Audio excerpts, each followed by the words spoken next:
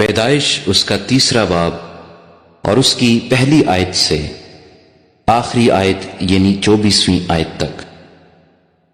اور سانپ کل دشتی جانوروں سے جن کو خداوند خدا نے بنایا تھا چالاک تھا، اور اس نے عورت سے کہا، کیا واقعی خدا نے کہا ہے کہ باغ کے کسی درخت کا پھل تم نہ کھانا؟ عورت نے سانپ سے کہا کہ باغ کے درختوں کا پھل تو ہم کھاتے ہیں، پر جو درخت باغ کے بیچ میں ہے اس کے پھل کی بابت خدا نے کہا ہے کہ تم نہ تو اسے کھانا اور نہ چھونا ورنہ مر جاؤ گے۔ تب سانپ نے عورت سے کہا کہ تم ہرگز نہ مرو گے، بلکہ خدا جانتا ہے کہ جس دن تم اسے کھاؤ گے تمہاری آنکھیں کھل جائیں گی اور تم خدا کی مانند نیک و بد کے جاننے والے بن جاؤ گے۔ عورت نے جو دیکھا کہ وہ درخت کھانے کے لیے اچھا اور آنکھوں کو خوشنما معلوم ہوتا ہے اور عقل بخشنے کے لیے خوب ہے، تو اس کے پھل میں سے لیا اور کھایا اور اپنے شوہر کو بھی دیا، اور اس نے کھایا۔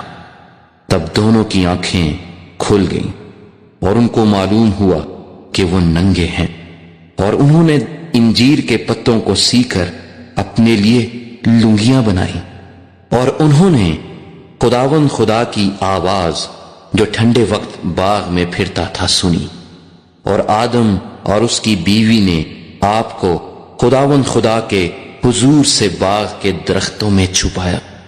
تب خداوند خدا نے آدم کو پکارا اور اس سے کہا کہ تو کہاں ہے؟ اور اس نے کہا، میں نے باغ میں تیری آواز سنی اور میں ڈرا کیونکہ میں ننگا تھا اور میں نے اپنے آپ کو چھپایا۔ اس نے کہا، تجھے کس نے بتایا کہ تو ننگا ہے؟ کیا تو نے اس درخت کا پھل کھایا جس کی بابت میں نے تجھ کو حکم دیا تھا کہ اسے نہ کھانا؟ آدم نے کہا کہ جس عورت کو تو نے میرے ساتھ کیا ہے اس نے مجھے اس درخت کا پھل دیا اور میں نے کھایا۔ تب خداوند خدا نے عورت سے کہا کہ تو نے یہ کیا کیا؟ عورت نے کہا کہ سانپ نے مجھے بہکایا تو میں نے کھایا۔ اور خداوند خدا نے سانپ سے کہا، اس لیے کہ تو نے یہ کیا تو سب چوپایوں اور دشتی جانوروں میں ملعون ٹھہرا۔ تو اپنے پیٹ کے بل چلے گا اور اپنی عمر بھر خاک چاٹے گا، اور میں تیرے اور عورت کے درمیان اور تیری نسل اور عورت کی نسل کے درمیان عداوت ڈالوں گا، وہ تیرے سر کو کچلے گا اور تو اس کی ایڑی پر کاٹے گا۔ پھر اس نے عورت سے کہا کہ میں تیرے درد حمل کو بہت بڑھاؤں گا، تو درد کے ساتھ بچے جنے گی اور تیری رغبت اپنے شوہر کی طرف ہوگی اور وہ تجھ پر حکومت کرے گا۔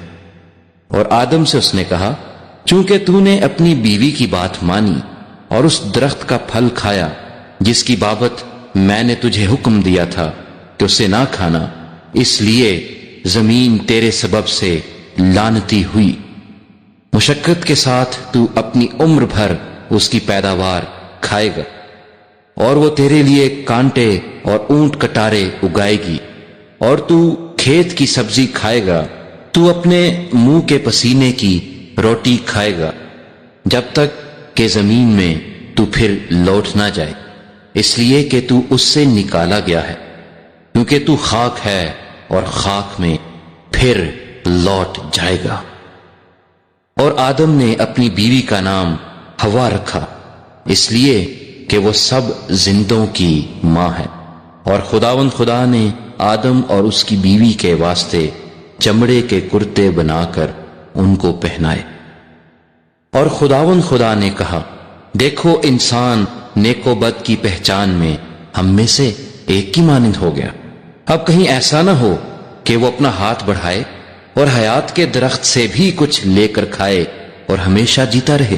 اس لیے خداوند خدا نے اس کو باغ عدن سے باہر کر دیا تاکہ وہ اس زمین کی جس میں سے وہ لیا گیا تھا کھیتی کرے۔